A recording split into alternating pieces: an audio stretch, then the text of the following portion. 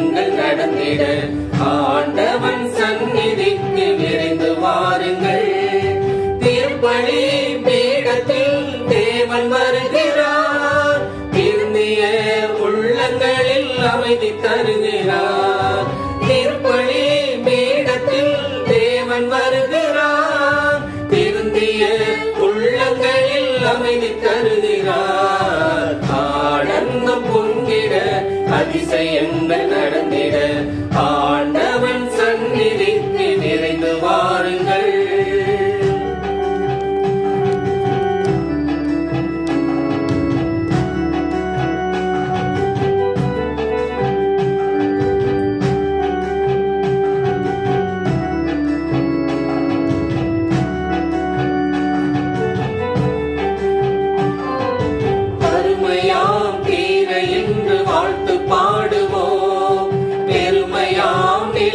அவரில் சங்கமமாகுவோம். பருமையாம் தீர என்று வாழ்த்து பாடுவோம்.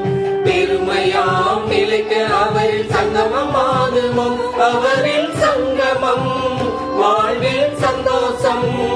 அவரில் நிலைத்திருந்தால் மிகுந்த கனி கொடுப்போம். சீடராக வாழ்ந்து காட்டுவோம். எந்நாளுமே ஆனந்தம் பொங்கிட அதிசயங்கள் நடந்திட ஆண்டவன் சந்நிதிக்கு விரைந்து வாருங்கள்.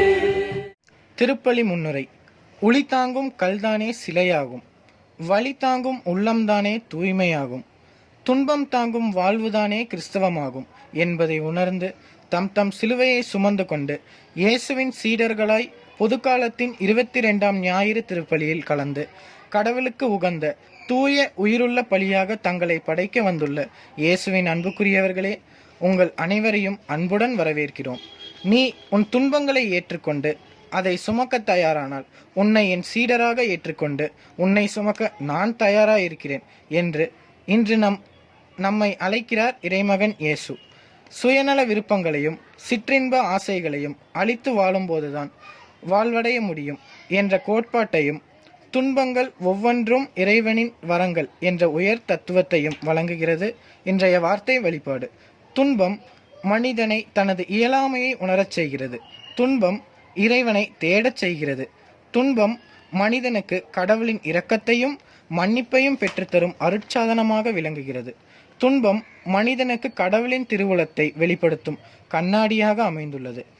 இவ்வுலகில் நம் துன்பங்களின் ஆறுதல் சொல்ல பலர் இருக்கிறார்கள். ஆனால் அரவணைத்து நம்மையே சுமந்து செல்ல கடவுள் மட்டுமே இருக்கிறார் என்பதை நினைவில் கொண்டு வாழ்க்கையில் வரும் துன்பச் சிலுவைகளை இன்முகத்துடன் ஏற்று இயேசுவின் சீடராய் அவரை பின்தொடர அவரது அருளையும் அன்பையும் அரவணைப்பையும் வேண்டி இத்திருப்பலியில் பங்கெடுப்போம். தந்தை, மகன், தூய ஆவியாரின் பெயராலே. நம் ஆண்டவராக இயேசு கிறிஸ்துவின் அருளும் கடவுளின் அன்பும் தூய ஆவியாரின் நட்புறவும் உங்கள் அனைவரோடும் என்றும் இருப்பதாக. ஆண்டின் பொதுக்காலம் 22ஆம் ஞாயிறை நாம் இன்று கொண்டாடுகின்றோம்.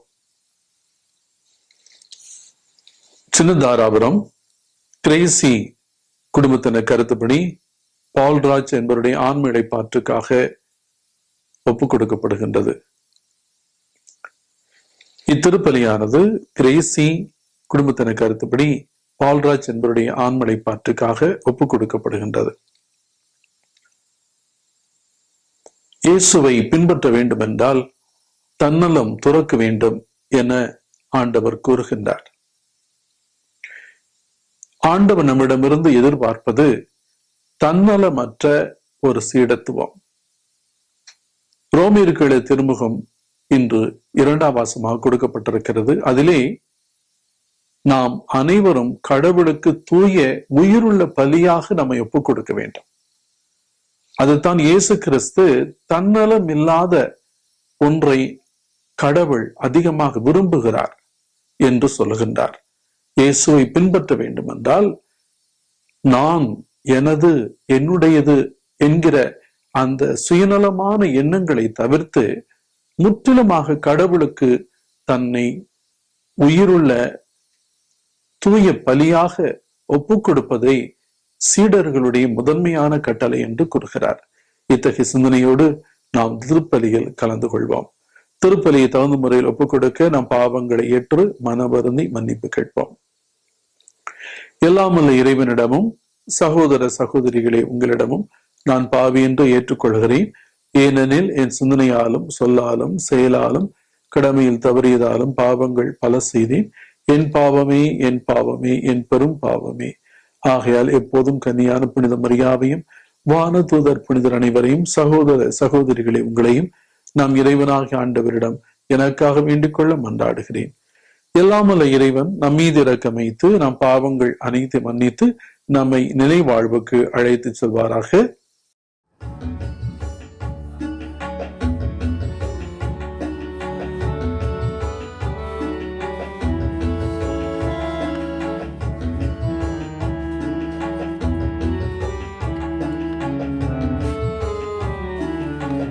ஆண்டவரே இரக்கமாயிரும். ஆண்டவரே இரக்கமாயிரும். கிறிஸ்துவே இரக்கமாயிரும். கிறிஸ்துவே இரக்கமாயிரும். ஆண்டவரே இரக்கமாயிரும். ஆண்டவரே இரக்கமாயிரும். இரக்கமாயிரும். இரக்கமாயிரும்.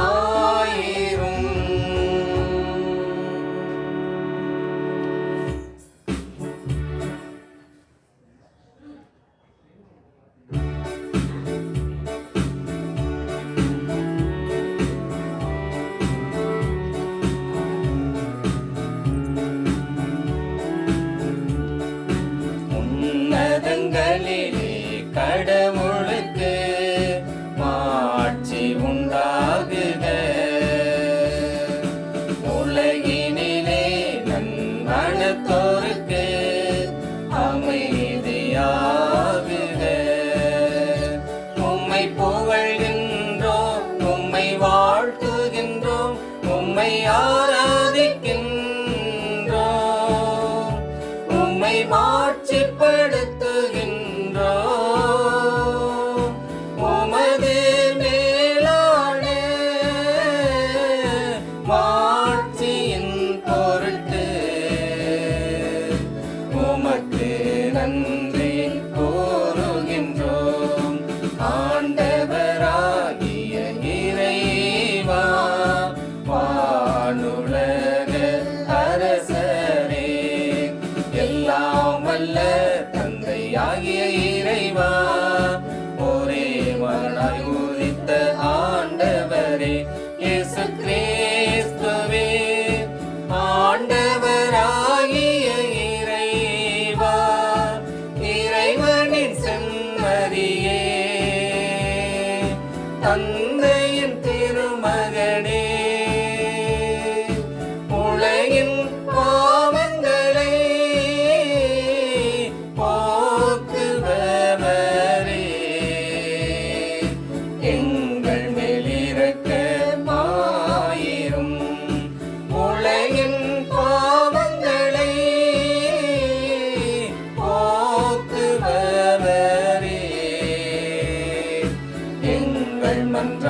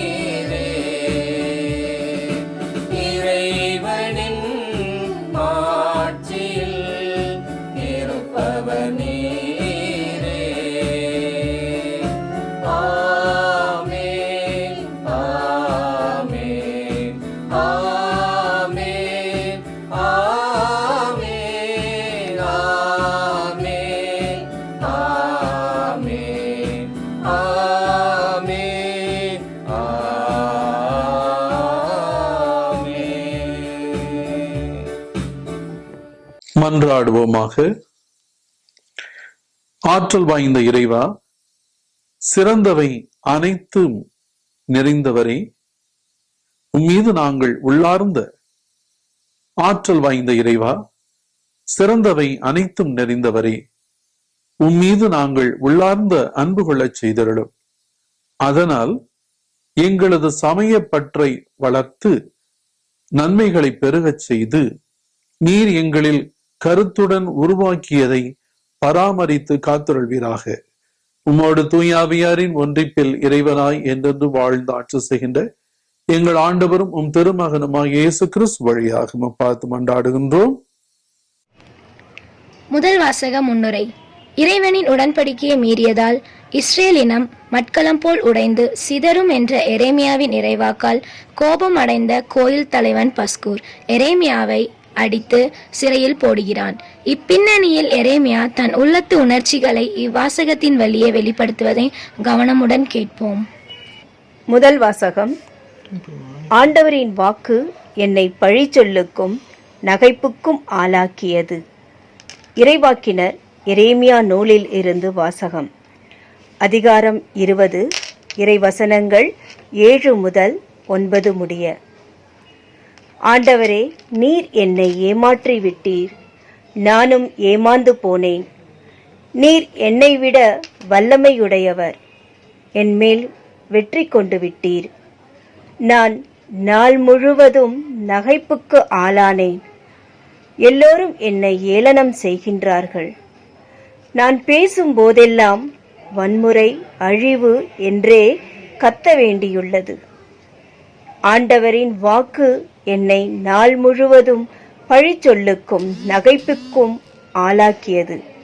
அவர் பெயரை சொல்ல மாட்டேன், அவர் பெயரால் இனி பேசவும் மாட்டேன் என்பேனாகில் உம் சொல் என் இதயத்தில் பற்றி எரியும் தீ போல இருக்கின்றது. அது என் எலும்புகளுக்குள் அடைப்பட்டு கிடக்கின்றது. அதனை அடக்கி வைத்து சோர்ந்து போனேன். இனி என்னால் பொறுத்து கொள்ள முடியாது. இது ஆண்டவர் வழங்கும் அருள்வாக்கு. பதிலுரை பாடல் பல்லவி. கடவுளே, என் உயிர் உம்மீது தாகம் கொண்டுள்ளது. கடவுளே, நீரே என் இறைவன், உம்மை நான் நாடுகிறேன். என் உயிர் உம்மீது தாகம் கொண்டுள்ளது. நீரின்றி வறண்ட தரிசு நிறம் போல என் உடல் உமக்காக ஏங்குகிறது. பல்லவி. கடவுளே, என் உயிர் உம்மீது தாகம் கொண்டுள்ளது.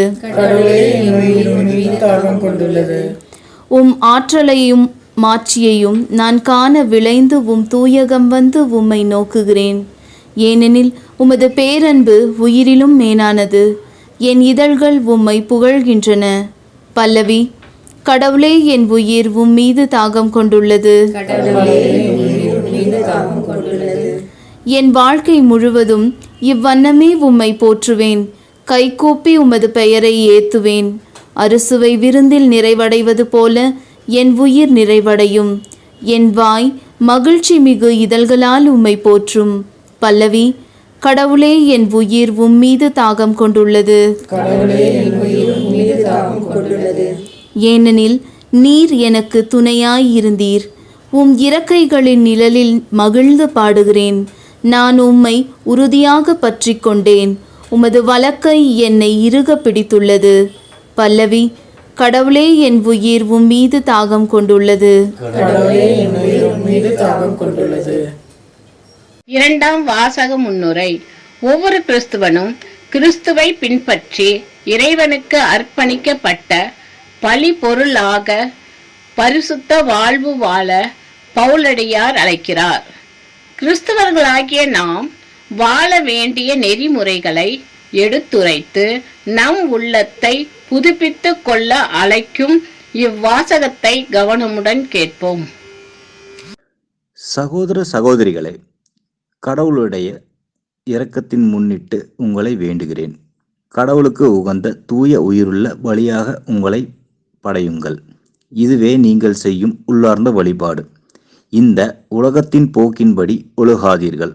மாறாக உங்கள் உள்ளம் புதுப்பிக்க பெற்று மாற்றம் அடைவதாக. அப்போது கடவுளின் திருவலம் எது என தேர்ந்து தெளிவீர்கள். எது நல்லது, எது உகந்தது, எது நிறைவானது என்பது உங்களுக்கு தெளிவாக தெரியும். இது ஆண்டவர் வழங்கும் இறைவாக்கு. இறைவா, உமக்கு நன்றி. அல்லேலூயா அல்லேலூயா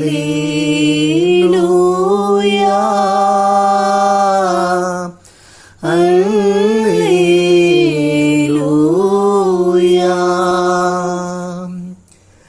கடவுளுடைய அழைப்பு உங்களுக்கு எத்தகைய எதிர்நோக்கை தந்துள்ளது என்று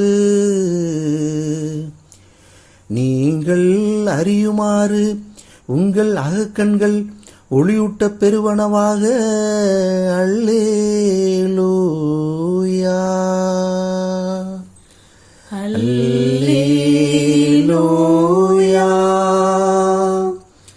அல்லேலூயா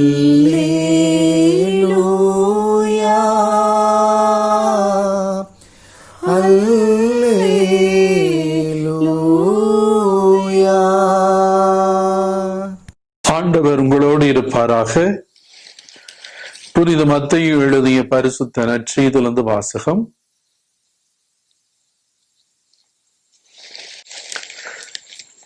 பதினாறாம் அதிகாரம், இறைவசனங்கள் 21 முதல் 27 முடிய.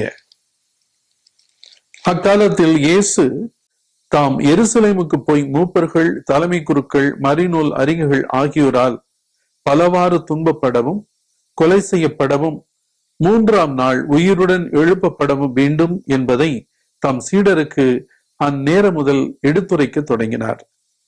பேதுரு அவரை தனியே அழைத்து கடிந்து கொண்டு, ஆண்டவரை, இது வேண்டாம், இப்படி உமக்கு நடக்கவே கூடாது என்றார். ஆனால் இயேசு பேதுருவை திரும்பி பார்த்து, என் கண் முன் நில்லாதே சாத்தானே, நீ எனக்கு தடையாய் இருக்கிறாய்.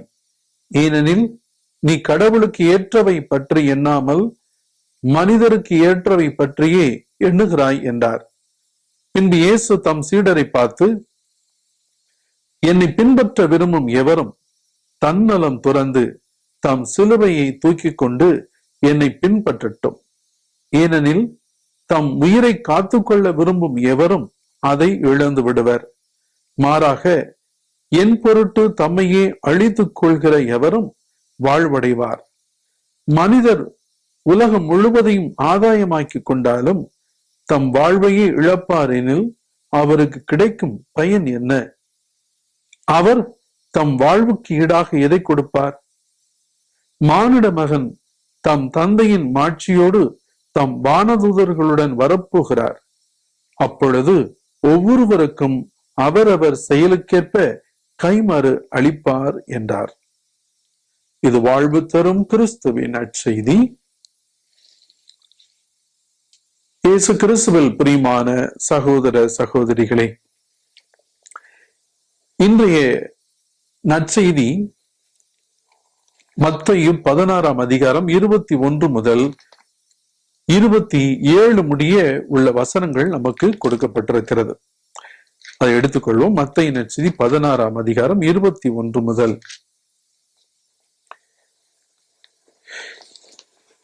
இயேசு தம்முடைய பாடுகளை பற்றி முன் அறிவிக்கின்றார். எருசலேமிலே அவர் எத்தகைய எதிர்ப்புகளை அவர் சந்திப்பார். தலைமை குருக்கள், மறைநூல் அறிஞர்கள் எல்லாரும் ஒன்று கூடி சதி செய்து அவரை சிலுவை சாவுக்கு தீர்ப்பளிக்க போகிறார்கள். அவர்கள் கையால் பலவாறு துன்பங்கள் படவும் கொலை செய்யப்படவும் வேண்டும் என்பதை முன் அறிவிக்கின்றார். நீர் மெசியா, வாழும் கடவுளின் மகன் என்று இயேசுவை பற்றிய உண்மையை எடுத்துரைத்த பேதுரு கடவுளிடமிருந்து பாராட்டு பெறுகிறார். ஆனால் இங்கே இயேசுவிடம் கடுமையான வார்த்தைகளை அவர் பெற்றுக் கொள்கிறார். 16ஆம் அதிகாரம் 22ஆம் வசனம். மத்தேயு 16:22 எல்லாரும் படிப்போம். பேதுரு அவரை தனியே அழைத்து கடிந்து கொள்கிறார். ஆண்டவரை, இது வேண்டாம், இது உமக்கு நடக்கவே கூடாது என்றார். இங்கே இயேசு சீடர்கள் அத்தனை பேரிடமும் சொன்னாலும் பேதுரு மட்டும் அவர் தனிமையாக அவரோடு பேச வேண்டும் என்று விரும்பி இயேசுவை தனியாக கூட்டிக் கொண்டு போகிறார். இயேசுவும் பின்னால் போகிறார். என்ன சொல்ல போகிறார் என்று பேதுரு இயேசுவின் மீது அளவில்லாத அன்பு கொண்டவராக இப்படி பேசுகிறார். ஆண்டவரே, இது நடக்கவே கூடாது. நீங்கள் எருசலேமுக்குள்ளே நீங்கள் பாடுகள் படக்கூடாது.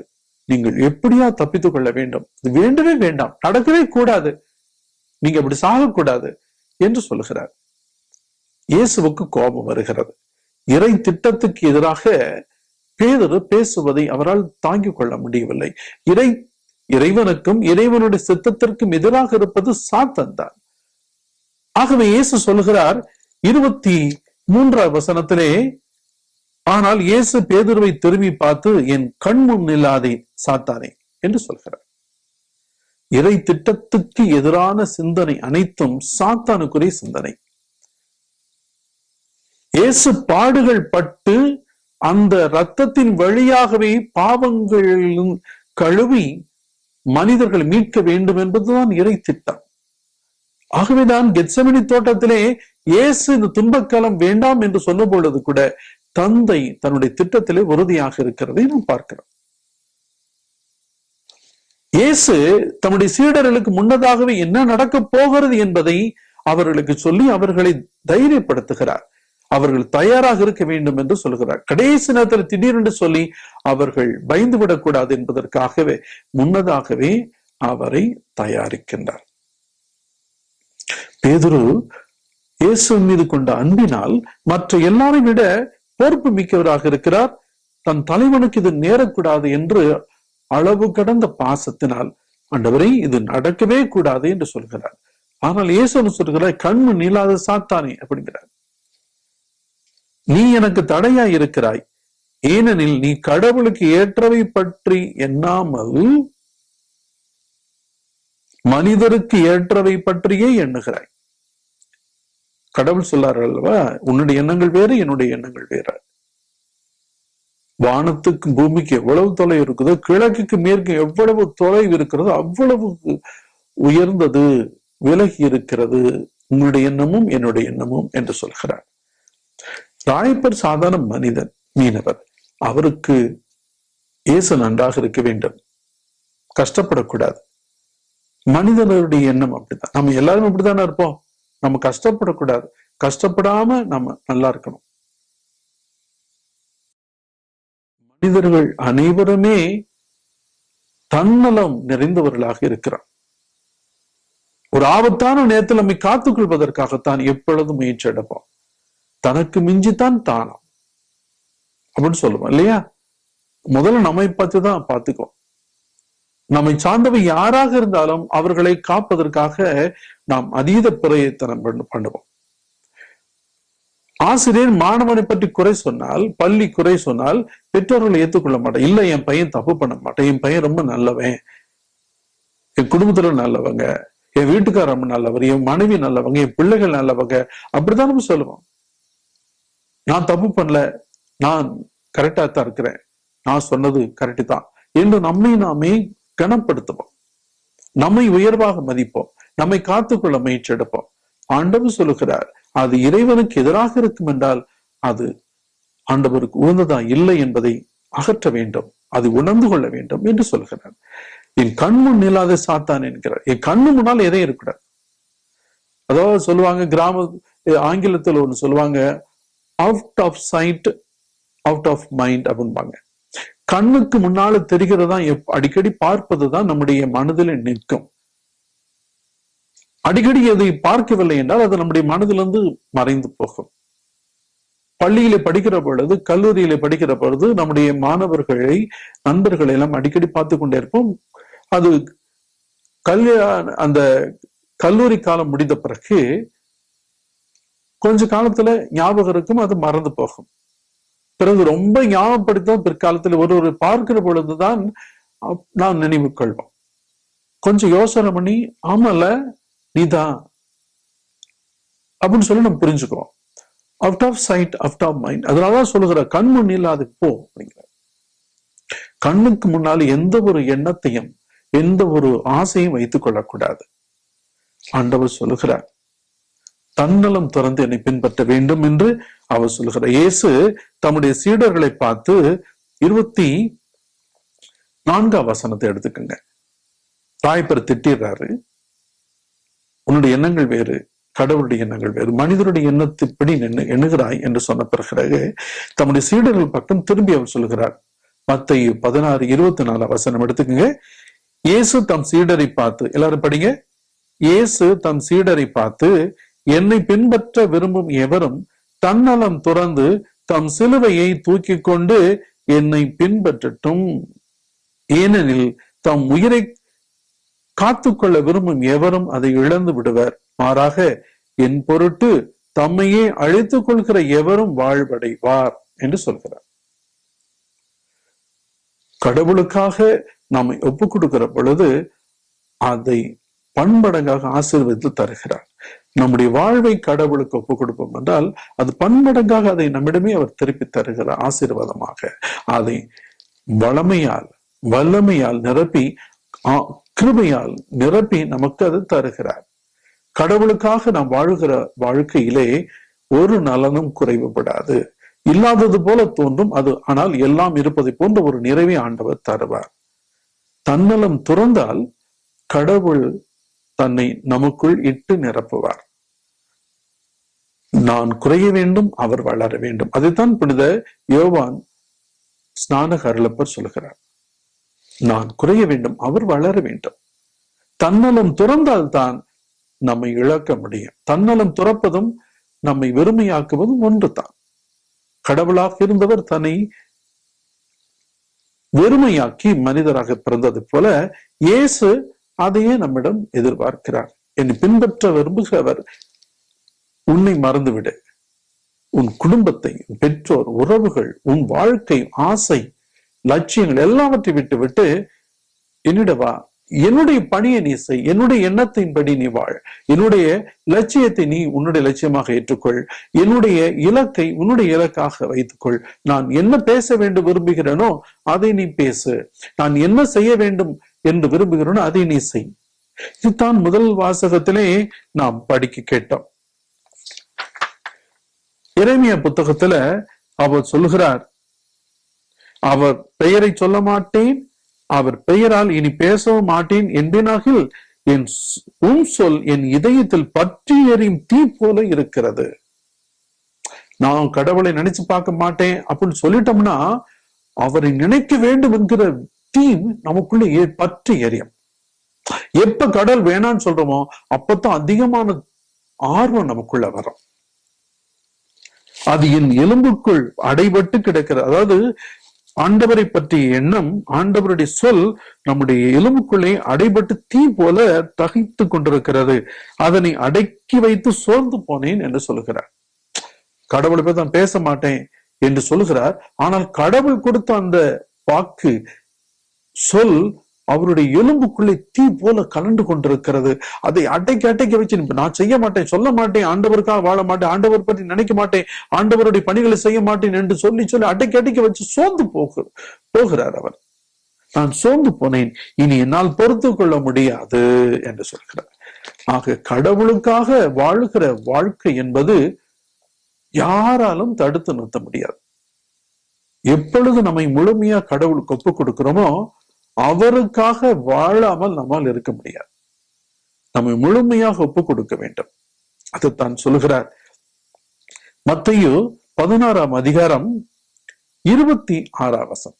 ரொம்ப அருமையான வசனம் இல்லையா? 16:26 ரொம்ப முக்கியமான வசனம். எல்லாரும் எடுத்துக்கங்க. மத்தேயு நற்செய்தி 16ஆம் அதிகாரம் 26ஆவது வசனம் படிக்கலாம். மனிதர் உலகம் முழுவதையும் ஆதாயமாக்கி கொண்டாலும் தம் வாழ்வையே இழப்பார் எனில் அவருக்கு கிடைக்கும் பயன் என்ன? தம் வாழ்வுக்கு ஈடாக எதை கொடுப்பார்? கடவுள் கொடுத்த வாழ்க்கைக்கு ஈடாக இந்த உலகத்தில் எதுவுமே கிடையாது. இந்த உலகத்துல எல்லாவற்றையும் நமதாக்கி கொள்ள வேண்டும் என்கிற ஒரு ஆசை, பேராசை. அந்த ஆசை நமக்குள்ளே தகித்து கொண்டிருக்கும். அங்கே எரேமியா என்ன சொல்லுகிற, கடவுளுடைய வார்த்தை எனக்குள்ளே நெருப்பாக இருக்கிறது, அதை சொல் என்று சொல்லுகிறது. ஆனால் நான் அடக்கி வைத்து பார்க்கிறேன், என்னால் முடியவில்லை, சோர்ந்து போனேன், இனி என்னால் பொறுத்து கொள்ள முடியாது. அவரை வாக்கை எடுத்து சொல்லுவேன், அவருடைய பணிகளை நான் செய்வேன், வேற வழியே இல்லை என்று சொல்கிறார். ஆனா நமக்கெல்லாம் உலகத்தில் இருக்கிற எதெல்லாம் பார்க்கிறோமோ அதையெல்லாம் நம்ம சொந்தமாக்கணும்னு ஆசைப்படுறோம்.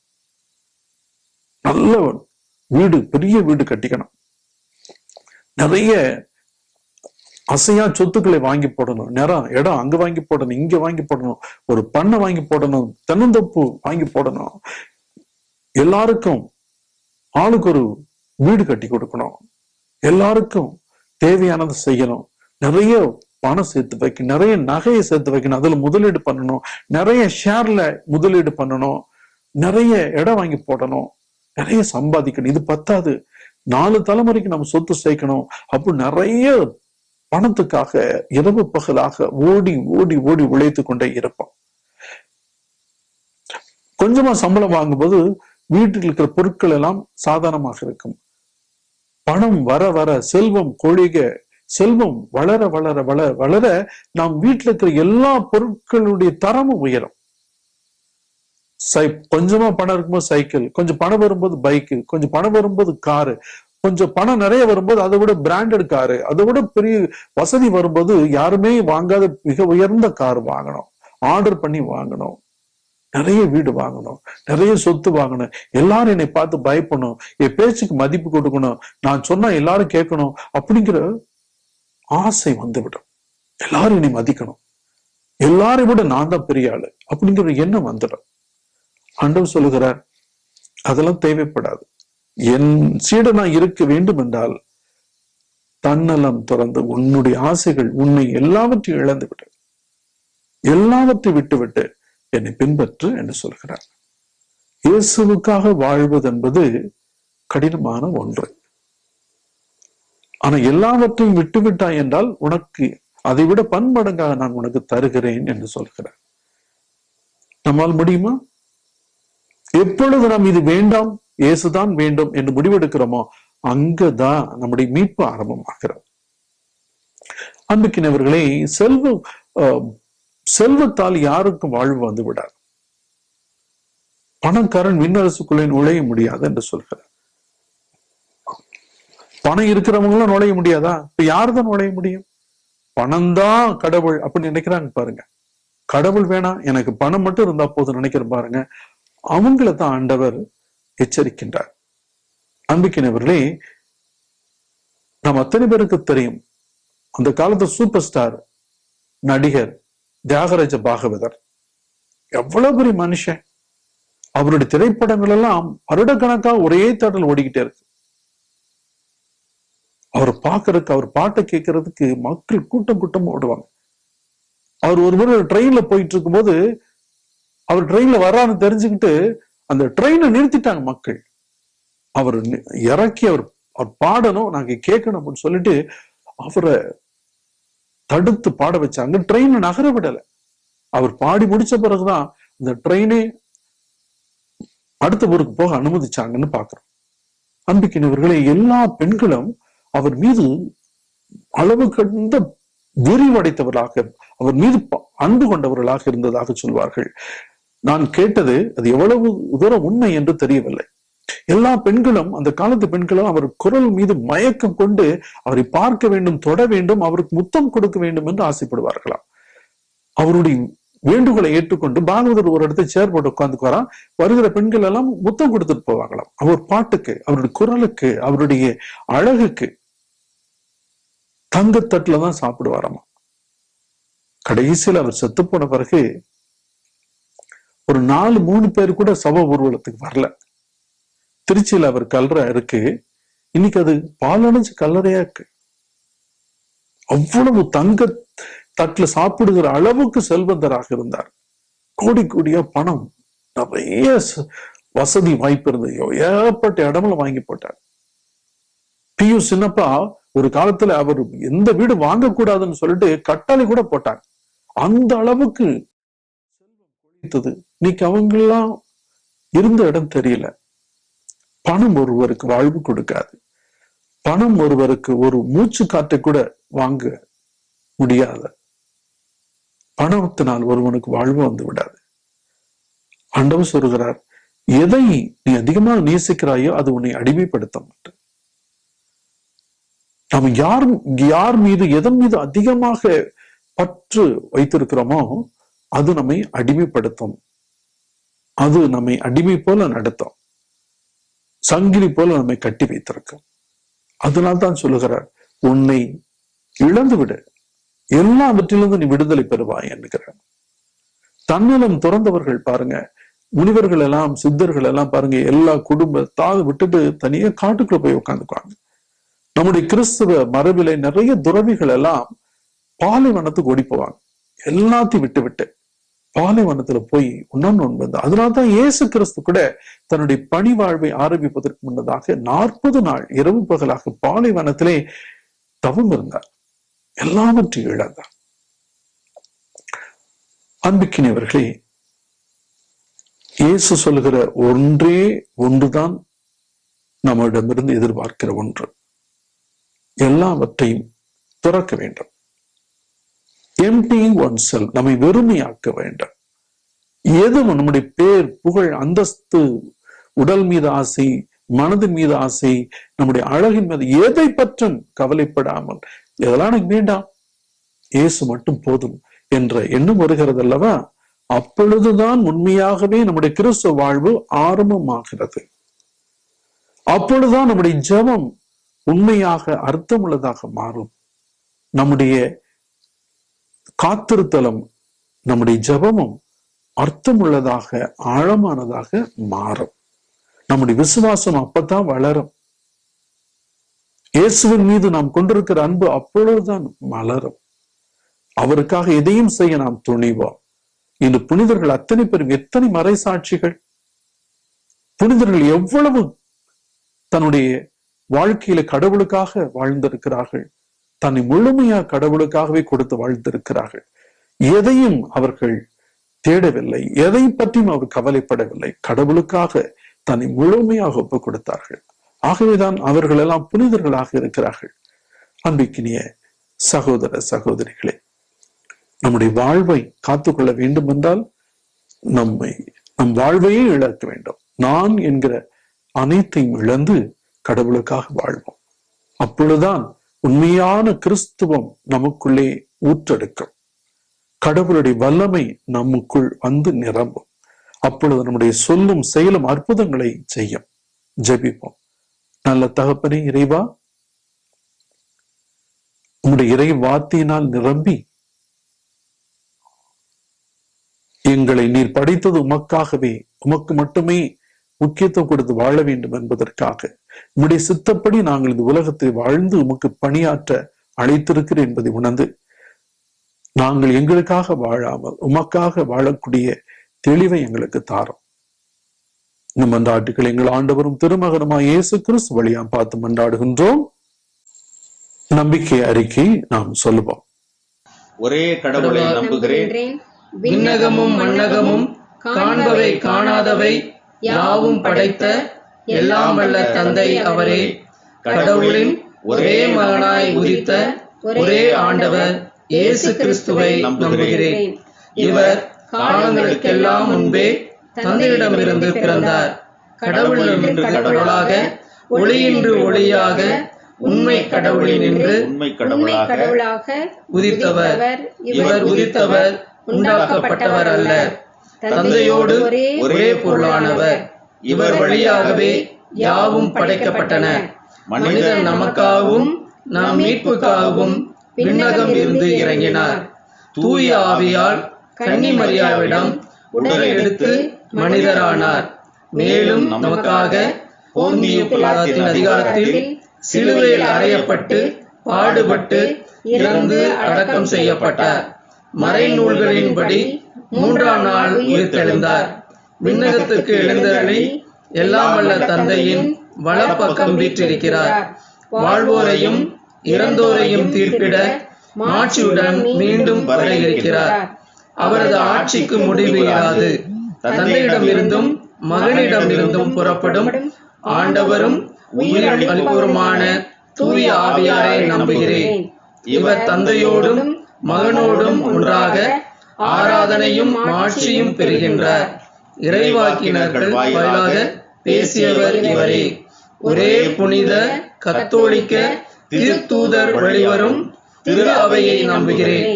பாவ மன்னிப்புக்கான ஒரே திருமுழுக்கை ஏற்றுக்கொள்கிறேன். இறந்தோரின் உயிர்ப்பையும் வரவிருக்கும் மறுவுலக வாழ்வையும் எதிர்பார்க்கிறேன். ஆமென். நம்முடைய மன்றாட்டுக்களை நாம் பரலோக தந்தையிடம் சமர்ப்பிப்போம். எல்லாவற்றையும் அவரே நமக்கு தந்திருக்கிறார். நாம் வைத்திருக்கிற எதுவும் நம்முடைய சக்தியினால் பெற்றதல்ல, அனைத்தையும் கடவுளே கொடுத்திருக்கிறார். கேளுங்கள் கொடுக்கப்படும் என்று சொல்லியிருக்கிறார். ஆகவே நம்முடைய தேவைகளுக்காக நாம் பரலோக தந்தையிடம் மன்றாடுவோம். குழந்தைகளை அன்பு செய்த அன்பு இறைவா, எங்கள் குடும்பங்களில் உள்ள குழந்தைகளை நிறைவாய் ஆசீர்வதியும். அவர்களுக்கு சிறந்த ஞானத்தையும் உயர்ந்த அறிவையும் நல்ல ஒழுக்கத்தையும் திடமான உடல் ஆரோக்கியத்தையும் நிறைவாக தாரும். அவர்கள் நல்ல முறையில் வாழ்ந்து ஊர் போற்றும் சான்றோர்களாகவும் உத்தம கத்தோலிக்க கிறிஸ்தவர்களாகவும் வாழ வரமருள வேண்டுமென்று இறைவா உம்மை மன்றாடுகிறோம்.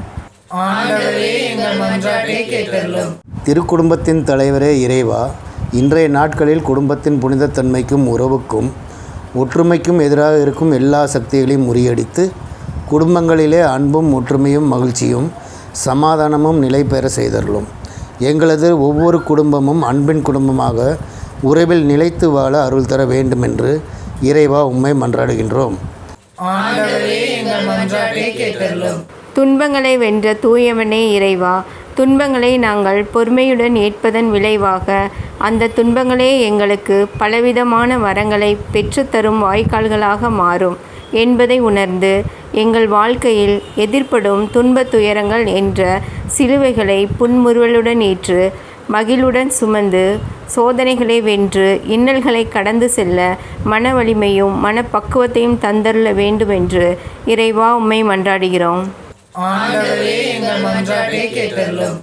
திருப்பொழிவு செய்யப்பட்டவர்களை அனைத்து தீங்கிலிருந்தும் விடுவித்து காக்கின்ற இறைவா, தாயின் வயிற்றில் உருவாகும் முன்பே உம்மால் அறியப்பட்ட, பிறக்கும் முன்பே உம்மால் திருநிலைப்படுத்தப்பட்ட திரு அவையின் தலைவர்களை திருக்கரங்களால் தொட்டு வலுப்படுத்தும். சோர்வும் தொய்வும் விரக்தியும் வெறுப்பும் ஏற்படும் போது அவர்கள் துவண்டு விடாமல் உமது நம்பிக்கை ஒளியில் துணிச்சலுடனும் நம்பிக்கையுடனும் எரேமியாவைப் போல் தமது அருட்பணிகளை தொடர வரமருள வேண்டுமென்று இறைவா உம்மை மன்றாடுகின்றோம். எங்கள் அன்பின் பரலோக பிதாவே, நாங்கள் கேட்ட அனைத்தையும் நீர் நிறைவாக தந்து நாங்கள் தன்னலம் துறந்து உமக்காகவே வாழ அருள் தாரும். இந்த மன்றாட்டுக்கள் எங்கள் ஆண்டவரும் திருமகனுமாய் இயேசு கிறிஸ்து வழியா பார்த்து மன்றாடுகின்றோம்.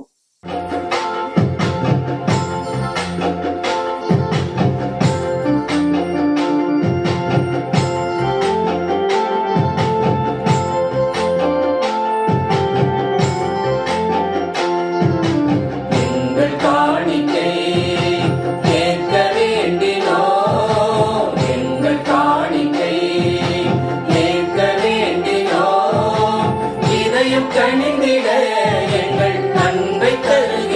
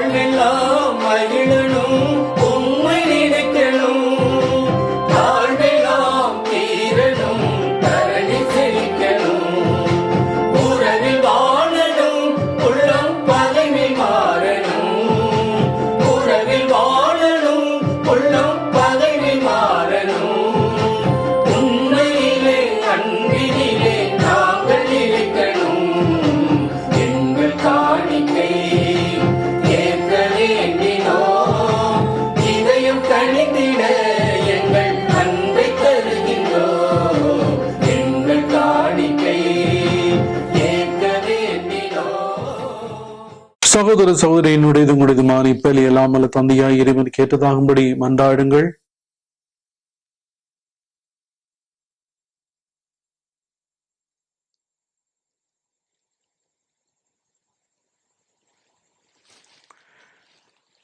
ஆண்டவரை என்றும் புனிதமான காணிக்கை மீட்பளிக்கும் ஆசையை எங்கள் மீது பொழிவதாக. இவ்வாறு அருள் அடையாள முறையில் நிகழும் இப்பலி உமது ஆற்றலால் நிறைவு பெறுவதாக எங்கள் ஆண்டவராய் கிறிஸ்து வழியா மன்றாடுகின்றோம். ஆண்டவர் உங்களோடு இருப்பாராக. இதயங்களை மேலே எழுப்புங்கள். நம் இறைவனாகிய ஆண்டவருக்கு நன்றி கூறுவோம். ஆண்டவரே, தூயவரான தந்தையே, என்றும் உள்ள எல்லாமல்ல இறைவாய், எங்கள் ஆண்டவராய் கிறிஸ்து வழியாக எந்நாளும் எவ்விடத்திலும் நாங்கள் உமக்கு நன்றி செலுத்துவது மெய்யாகவே தகுதியும் நீதியுமாகும்.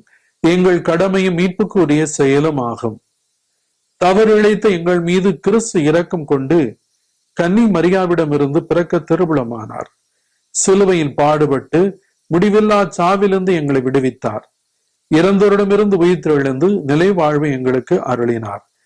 ஆகவே வானதூதர் முதன்மை வானதூதரோடும் அரியணையில் அமர்வோர் தலைமை தாங்குவோரோடும் வான்படைகளின் அணிகள் அனைத்தோடும் சேர்ந்து நாங்களும் ஒரு ஆட்சி புகழ்ந்து முடிவின்றி சொல்லுவதாவது: தூயவர் தூயவர் தூயவர், வான்படைகளின் கடவுளாம் ஆண்டவர். விண்ணகமும் மண்ணகமும் உமது மாட்சியால் நிறைந்துள்ளன. உன்னதங்களிலே ஓசன்னா, உன்னதங்களிலே ஓசன்னா. ஆண்டவர் பெயரால் வருகிறவர் ஆசி பெற்றவர். உன்னதங்களிலே ஓசன்னா, உன்னதங்களிலே ஓசன்னா. ஆண்டவரே, நீ மெய்யாகவே தூயவர், தூய்மை அனைத்துக்கு ஊற்று. ஆகவே உம்முடைய ஆவியை பொழிந்து காணிக்கைகளை தூய்மைப்படுத்த வேண்டுகிறோம். இவ்வாறு எங்கள் ஆண்டவர் இயேசு கிறிஸ்துவின் உடலும் இரத்தமுமாக எங்களுக்கு இவை மாறுவனவாக.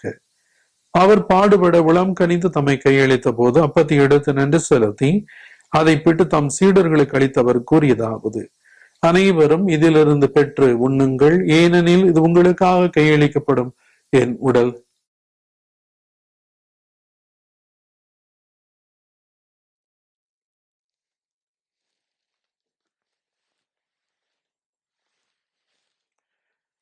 அவனமே இரவு உருந்தை அறிந்திவின் கிண்ணத்தையும் எடுத்து மீண்டும் நன்றி கூறி தம் சீடர்களுக்கு அளித்தவர் கூறியதாவது: அனைவரும் இதிலிருந்து பெற்று பருகுங்கள், ஏனெனில் இது புதிய நிலையான உடன்படிக்கைக்குரிய என் ரத்தத்தின் கிண்ணம்.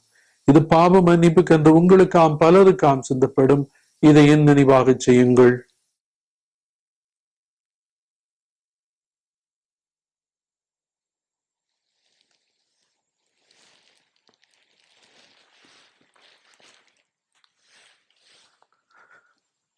இது நம்பிக்கையின் மறைபொருள்.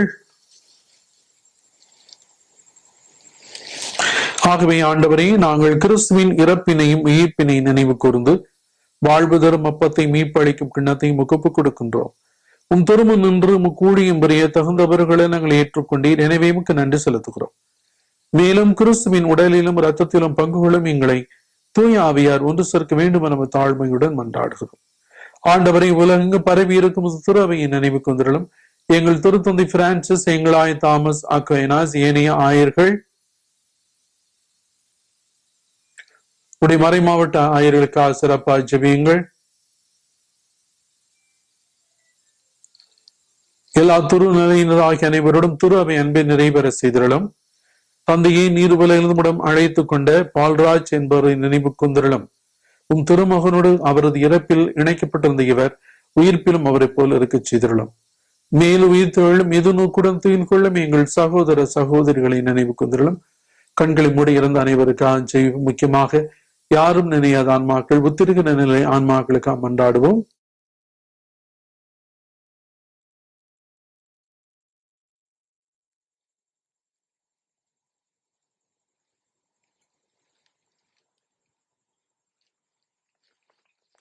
இறந்தோர் அனைவரும் இரக்கத்துடன் நினைவு கூர்ந்தும் திருமுக ஒளியின் உள்ள ஏற்றுக்கொள்ளும். எங்கள் அனைவர் மீதும் இரக்கமாயிரும். கடவுளின் கண்ணித்தான புனித மரியாள், அவருடைய கணவரான புனித யோசேப்பு, புனித திருத்துதர்கள், இவ்வுலகிலும் முக்குந்தவராயிருந்தோர், எங்கள் பாதுகாவலியாய் புனித சலைத் மாதா மற்றும் புனிதர் அனைவருடனும் நாங்கள் நிலைவாழ் பங்குகளும் தகுதி பெற்றும் திருமண இயேசு கிறிஸ்து வழியாக இப்பொழுது வரமருளமை மன்றாடுகின்றோம். இவர் வழியாக இவரோடு இவரில் எல்லாம் வல்ல இறைவனாகிய தந்தையே, தூயாவியாரின் ஒன்றிப்பில் எல்லா புகழும் ஆட்சியும் என்றென்றும் உமக்கு உரியதே. ஆமென், ஆமென், ஆமென். மீட்பரின் கட்டளையால் கற்பிக்கப்பட்ட தெய்வ படிப்பினியால் பயிற்சி பெற்று நாம் அனைவரும் மகிழ்ந்து ஜெபிப்போம். விண்ணுலகில் இருக்கிற எங்கள் தந்தையை, முது பெயர் தூயது என போற்று பெறுக, முது ஆட்சி வருக, முது திருவுளம் விண்ணுலகில் நிறைவேறுவது போல மண்ணுலகிலும் நிறைவேறுக. எங்கள் அன்றாட உணவை இன்று எங்களுக்கு தாரும். எங்களுக்கு எதிராக குற்றம் செய்வோரை நாங்கள் மன்னிப்பது போல எங்கள் குற்றங்களை மன்னியும். எங்களை சோதனைக்கு உட்படுத்தாதையும் தீமையிலிருந்து எங்களை விடுவித்தருளும். ஆண்டவரை, தீமை அனைத்திலிருந்தும் எங்களை விடுவித்து எங்கள் வாழ்நாளில் அமைதியை கனிவுடன் அருளும் மன்றாடுகிறோம். உமது இறைக்கு உதவியால் நாங்கள் பாவத்திலிருந்து எப்போதும் விடுதலை பெற்று யாதொரு கலக்கமும் இன்றி நலமாய் இருப்போமாக.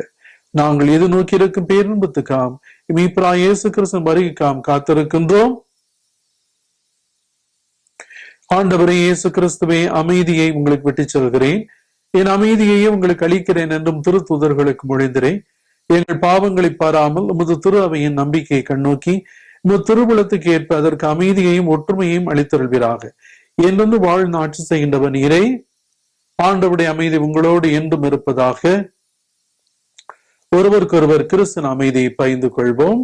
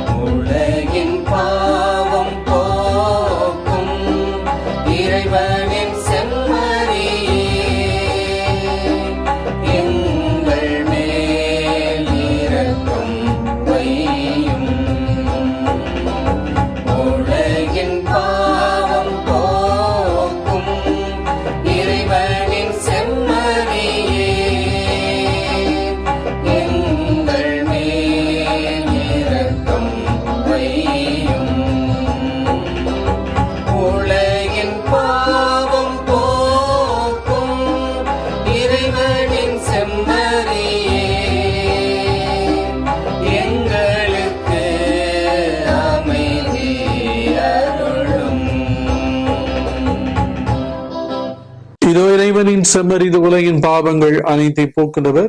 இச்செம்மறியின் விருந்திற்கு அழைக்க பெற்றிருக்கிற நாம் அனைவரும் பெயர் பெற்றோர்.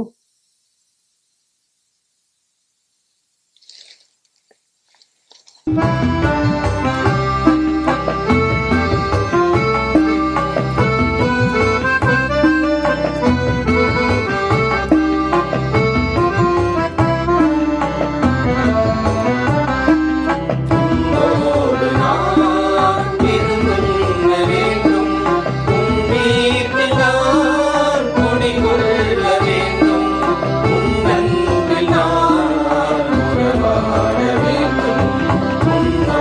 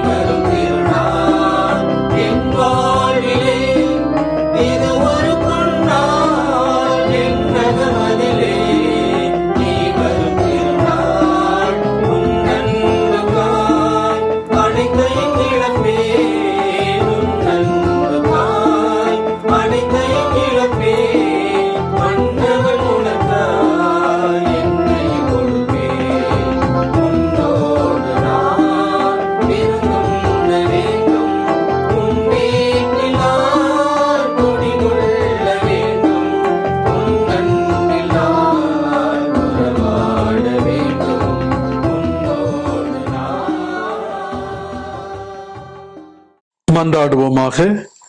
ஆண்டவரை, விண்ணக உணவால் ஊட்டம் பெற்ற நாங்கள் உம்மை வேண்டுகின்றோம். அதனால் இந்த அன்பின் உணவு எங்கள் இதயங்களை உறுதிப்படுத்தி எங்கள் சகோதர சகோதரிகளில் உமக்கு பணிபுரிய எங்களை தூண்டி எழுப்புவதாக எங்கள் ஆண்டவராக கிறிஸ்து வழியா மன்றாடுகின்றோம். ஆண்டவர் உங்களோடு இருப்பாராக. எல்லாம் உள்ள இறைவன் தந்தை, மகன், தூய ஆவியார் உங்கள் அனைவரையும் ஆசீர்வதித்து காத்தருள்வாராக. சென்று பாருங்கள், திருப்பலி நிறைவேறிற்று. நித்திய ஸ்துதிக்குரிய பரிசுத்த நற்கருணைக்கு பக்தியாய் ஆராதனை எத்திசையும் புரிவோ. அச்சிறு சிலுவை அடையாளத்தினாலே எங்கள் சத்துருக்கிடமிருந்து கிடைச்ச திரளும் எங்கள் சர்வேஸ்வரா தந்தை, மகன், தூய ஆவியாரின் பெயராலே. Praise the Lord. ஹல்லேலூயா. இயேசுவே ஆண்டவர். மரியே வாழ்க. அருள் நிறைந்த மரியே வாழ்க. ஆண்டவர் உம்முடனே, பெண்களுக்குள் ஆசீர்வதிக்கப்பட்டவர் நீரே, உம்முடைய திருவயிற்றின் கனியாக இயேசுவும் ஆசீர்வதிக்கப்பட்டவரே. புனித மரியே, இறைவனின் தாயே, பாவிகளாய் இருக்கிற எங்களுக்காக இப்பொழுதும் எங்கள் இறப்பின் வேளையிலும் வேண்டிக் கொள்ளும். ஆமென். தந்தைக்கு, மகனுக்கு, தூய ஆவியாருக்கு மகிமை உண்டாவதாக. தொடக்கத்தில் இருந்தது போல இப்பொழுதும் எப்பொழுதும் என்றென்றும் இருப்பதாக. ஆமென். அனைத்து புனிதர்களே, புனிதையர்களே, புனித சலைத் மாதாவே, தந்தை, மகன், தூய ஆவியாரின் பெயராலே